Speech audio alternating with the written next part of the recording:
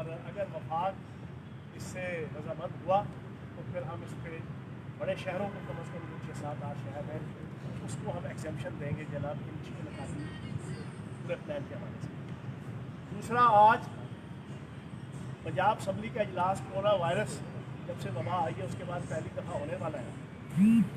और WHO की और वफाकी हुकूमत की जो पॉलिसीज़ हैं और SOPs हैं उसके मुताबिक हो रहा है, एहतियात के साथ हो रहा है।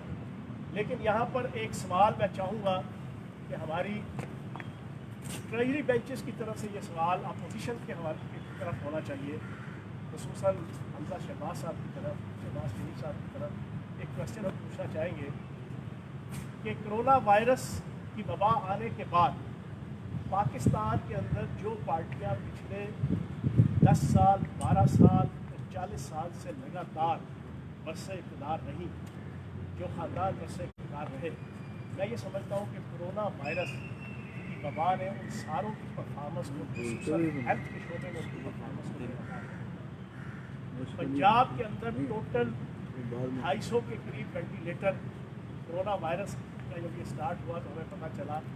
10 साल शहबाज शरीफ साहब लगातार स्याह और सफ़ेद के मालिक थे। 2/3 अक्सरियत 10 साल इनकी थी और वफाक के ऊपर आखिरी 5 साल इनके भाई की हुकूमत थी, और पहले 5 साल जनाब आसिफ जरदारी के साथ राधा आओ मिल के खाए आधा आधा के तहत जो मिसाक जमहूरियत थी उसकी छतरी तले भी ये आपस में उफीज़ात भाई के तौर पे ये हुकूमतें चलती रहीं। लेकिन सेहत का सिस्टम पूरी दुनिया के सामने, पंजाब का भी और सिंध का भी जो आपके सामने है कि 12 साल लगातार हुकूमत है और पिछले 40 सालों से हुकूमतें कर रहे हैं। लेकिन जब खोदा पहाड़ निकला चूहा वो भी मरा हुआ और प्लास्टिक का, और इस कोरोना वायरस के ज़रिए से पता चला, लोगों को एहसास हुआ कि जो पिछले 10 साल 2008 से लेकर 2018 तक वज़ीर-ए-आज़म पाकिस्तान इमरान खान साहब और PTI की क़यादत और हम लोग कहा करते थे, जब ये मेट्रो के प्रोजेक्ट्स अरबों रुपए की मालियत के स्टार्ट करते थे, जब ये ऑरेंज लाइन ट्रेन के सैकड़ों अरब रुपए की मालियत से प्रोजेक्ट स्टार्ट करते थे, जब ये बड़े बड़े जनाब अंडरपास और पुल और बड़े बड़े जनाब प्रोजेक्ट्स कंस्ट्रक्शन के अरबों रुपए की मालियत के स्टार्ट करते थे, तो उस वक्त PTI और मीडिया के अंदर वो तजिया निगार और एंकर के जो दर्द दिल रखते हैं, जो international economics, development economics, welfare economics, micro economics, macro economics के सारे प्रॉज एंड कॉन्स को जानते थे, वो ये गिला और शिकवा करते थे कि जनाब इकॉनमी के अंदर पहला नंबर जो है वो तालीम का होता है, फिर सेहत का होता है, फिर कानून और इंसाफ की सहूलतें फराहम करने की तरफ होता है, किसी भी अच्छी हुकूमत और गुड गवर्नेंस के हवाले से। लेकिन उस वक्त एक शटअप कॉल दे के आले शरीफ की तरफ से और आले शरीफ के पटवारी और हवारियों की तरफ से और नून लीग की हुकूमत की तरफ से कहा जाता था कि नहीं जनाब,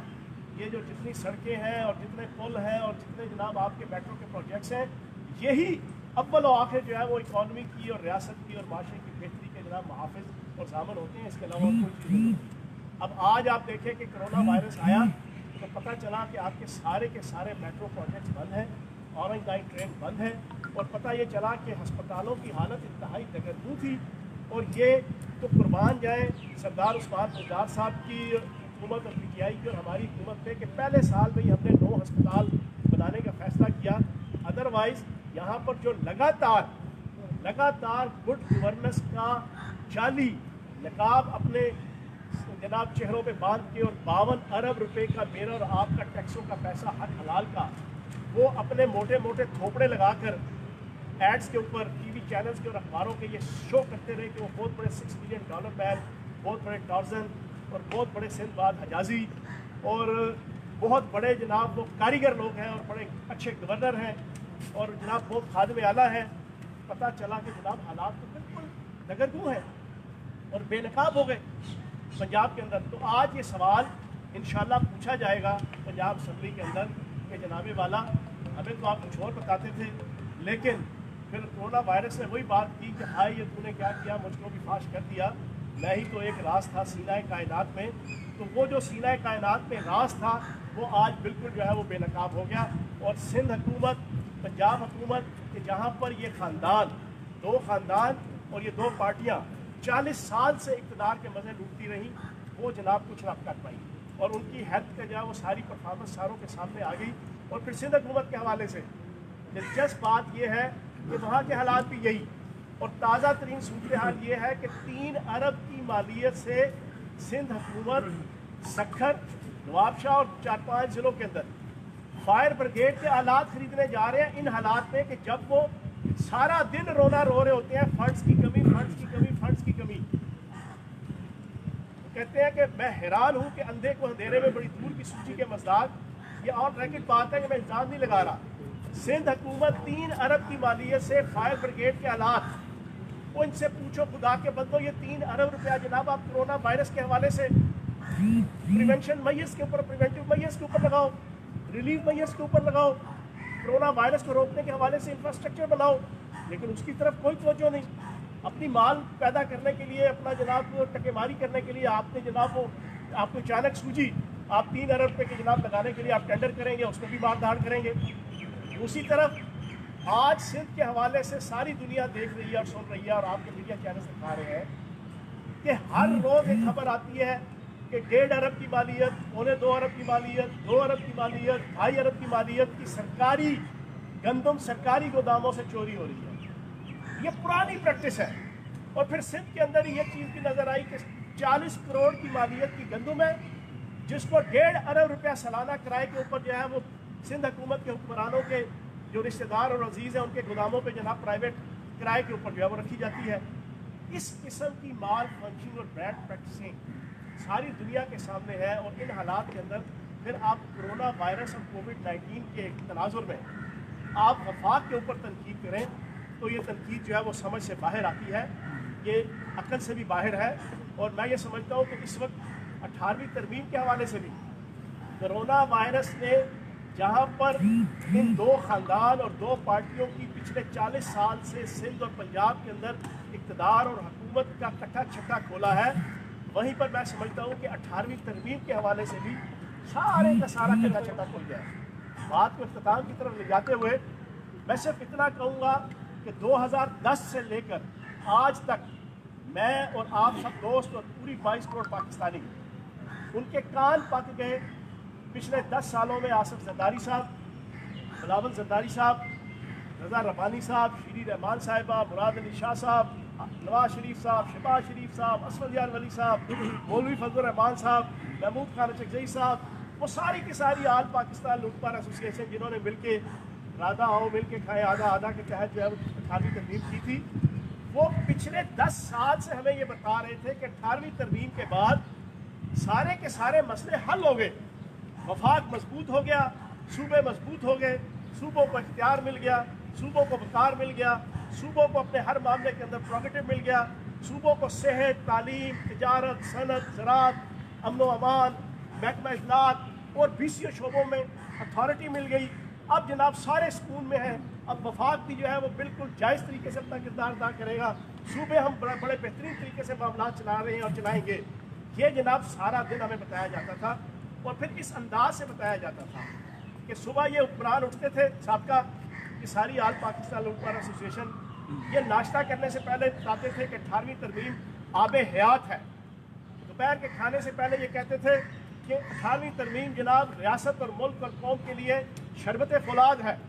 پھر رات کے کھانے سے پہلے جناب ان کا پیغام اور ان کا میسیج اور ان کے ٹکر آتے تھے کہ جناب 18ویں ترمیم ملک اور قوم اور صوبوں کے لیے جناب شربت کریلا ہے، اور پھر جناب رات کو سونے سے پہلے ان کے بیان آتے تھے جناب 18ویں ترمیم ملک اور قوم کے لیے کشتہ کستوری ہے۔ اب یہ سارے بیان دینے کے بعد اب جب کووڈ-19 آیا، صوبوں کو اپنا آپ دکھانے کا موقع آیا، 18ویں ترمیم کے تناظر میں انہیں اپنی پرفارمنس کو ثابت کرنے کا موقع آیا،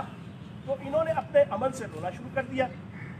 ادھر کرونا وائرس ادھر رونا وائرس۔ اور جناب سارا دن یہ سندھ کے حکمران جو ہمیں 18ویں ترمیم آب حیات، شربت فولاد کے طور پہ پیش کرتے تھے، ببر شیر کے طور پہ پیش کرتے تھے، انہوں نے اپنے عمل سے شو کیا کہ 18ویں ترمیم ببر شیر نے یہ کی بلی ہے۔ اب اس میں ہمارا کوئی قصور نہیں، ہمارا تو فرام ڈے فرسٹ سے ایک پوائنٹ آف ویو ہے، PTI کا بھی، عمران خان صاحب کا بھی، اور سارے جو نیوٹرل تجزیہ نگار ہیں کہ 18ویں ترمیم کے پازیٹیو پہلو بھی ہیں، 18ویں ترمیم کے کچھ نیگیٹو پہلو ہیں۔ پازیٹیو پہلوؤں کی امپلیمنٹیشن ٹھیک نہیں ہو رہی، نیگیٹو پہلو جو ہے وہ پرابلمس کریٹ کر رہے ہیں۔ अब एक नेगेटिव पहलू सिर्फ मैं आपके सामने रख के आपसे इजाज़त चाहूँगा, फिर आप सवाल जवाब करेंगे। तकसीम करवा लिया आपने जनाब, वफाक से आपने दौलत ले ली सूबों ने, वफाक ने अपनी दौलत अपना पैसा वो डिस्ट्रीब्यूट कर दिया एक रियासत ने माँ की हैसियत से सूबों के अंदर जनाब तकसीम हो गया। अब आगे 18वीं तरमीम की रूह तो ये थी कि सूबे उसी दौलत को अपने अपने ज़िलों में तकसीम करते बराबर की, आबादी के ज़िलों की अहमियत के हवाले से, ज़िलों की नंबर ऑफ पॉपुलेशन के हवाले से। लेकिन खुदा गवाह है इन 10 सालों में किसी हुक्मरान ने सिंध के, बलोचिस्तान के और आपके सूबे पंजाब के जो साबका हुक्मरान थे, किसी ने कोशिश नहीं की कि ज़िलों की सतह पे भी उस 18वीं तरमीम और उस NFC अवार्ड के ज़रिए से जो जायज़ हकूक़ है, माली, फिजिकल, मॉनेटरी, उनको जनाब नीचे पेनिट्रेट किया जाए और नीचे डिस्ट्रिक्ट के अंदर भी लेके जाया जाए। किसी ने नहीं किया। और फिर सारी दुनिया ने देखा कि इसी पंजाब के अंदर आपका 80% से अबव बजट जो है वो 2 या 3 डिवीजन के अंदर लगता रहा है, या लाहौर डिवीजन, या गुजरांवाला डिवीजन, या रावलपिंडी डिवीजन। ये पहली दफ़ा वज़ीर आला पंजाब सरदार उस्मान बुज़दार साहब की क़यादत में और वज़ीर आज़म पाकिस्तान इमरान खान साहब के विजन के मुताबिक जो PTI की मौजूदा पंजाब की हुकूमत आई है, उसने कानून बनाकर 35% बजट डेवलपमेंट का वो जनूबी पंजाब के अंदर लगाना शुरू किया है। और कानून बनाया है कि इस 35% को कोई